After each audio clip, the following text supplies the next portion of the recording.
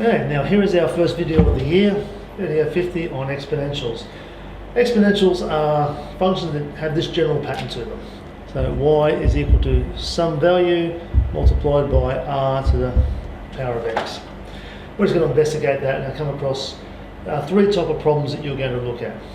But firstly, let's investigate this situation. Let's say I consider what happens when x is equal to 0. Y is going to be equal to a times r to the 0. Of course, we know r to the 0 is 1, so it's equal to a. If we investigate what happens when x is equal to 1, y is equal to a times r to the 1. So a times r.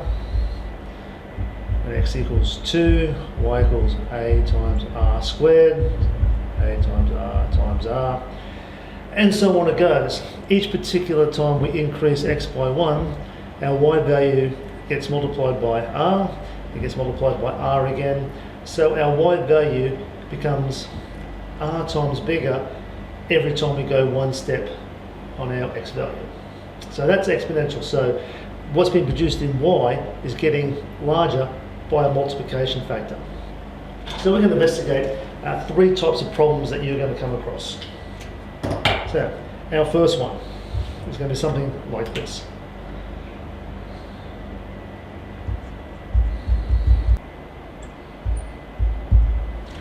So here's the situation. Here's our simplest and lowest level problem. We have a bacteria colony.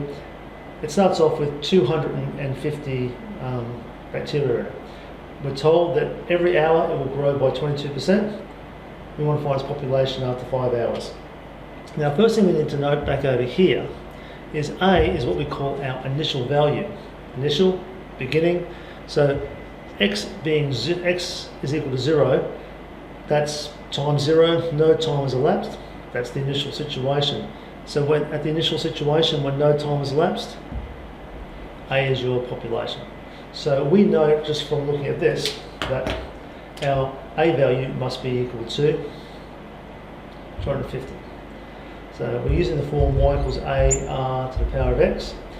Now, since I'm talking about populations, I'm going to use capital P to stand for the population of bacteria. A is my initial value, is 250 of them, multiplied by. Now it grows by 22%, which means each hour you have 22% more than you had. So the original math you have, the original 100%, you now have 22% extra. So you have, after 1 hour, you have 122% of what you previously had. So as a decimal, 122% is represented like that. And I'm going to raise it to the power of t, where t is our time. Now, I would like you to do something very important right about now in the question. We've used capital P and lowercase t to represent our two situations. So I'd like you to write down where P is population after t hours.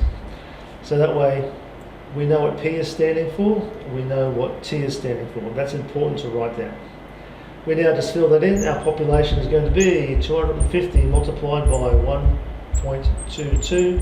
We want it after, I wrote 5 years. 5 hours, to the power of 5. Plug that into your calculator. That's going to come to 675.68. Now obviously, because we're talking about bacteria, you either have a bacteria or you don't. You can't have half of one. So we'll say after 5 hours the population is approximately 676. There is your first, simplest, low-level type problem. Give me a moment, I'll put the second one up.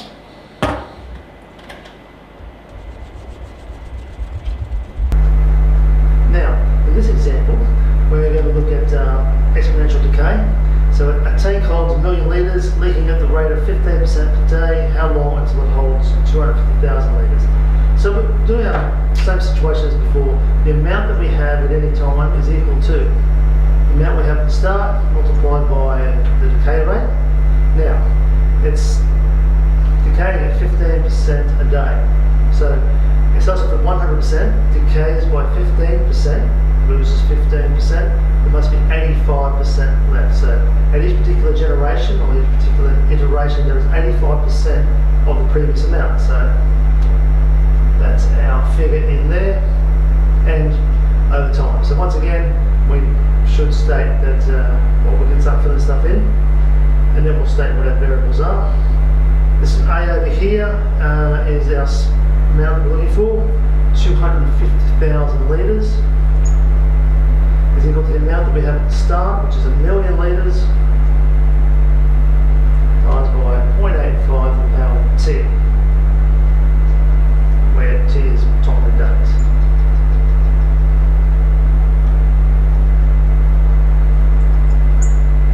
Right, so from there, a simple matter of rearranging using the log laws from last year. Step 1, bring the million off to the other side. So 250,000 divided by 1,000,000 leaves us with 0.25. Right, and we remember from last year now, to get our unknown out of the index line, we need to take logs. Our calculator can take logs to any base, so it's just going to be much easier for us if we take logs of base 0.85.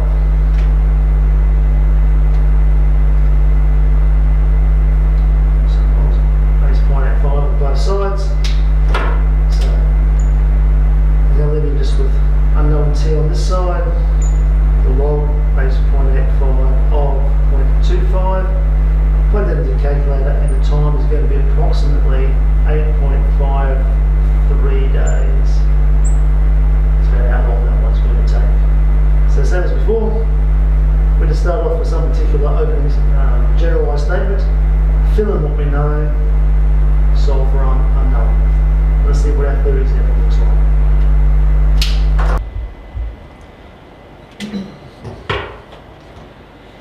Now, in this situation here, the scenario is, once again, we have bacteria growing in a petri dish, and we've counted the population every hour. Now here, we're not told the growth rate. So first of all, we need to check to see if it is actually growing exponentially or not. Now, for it to grow exponentially, the growth factor that gets from one generation to the next, or 1 hour to the next, should stay, well, it should be constant, but let's just see what happens. Now, if I were to take those two populations and divide them together, 346 divided by 312, I'm going to get 0.10897, which means from 312 to 346, it's grown by roughly 11%. If I do 384 divided by 346,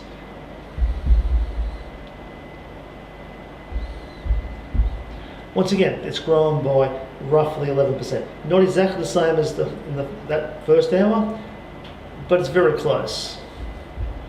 Take those ones.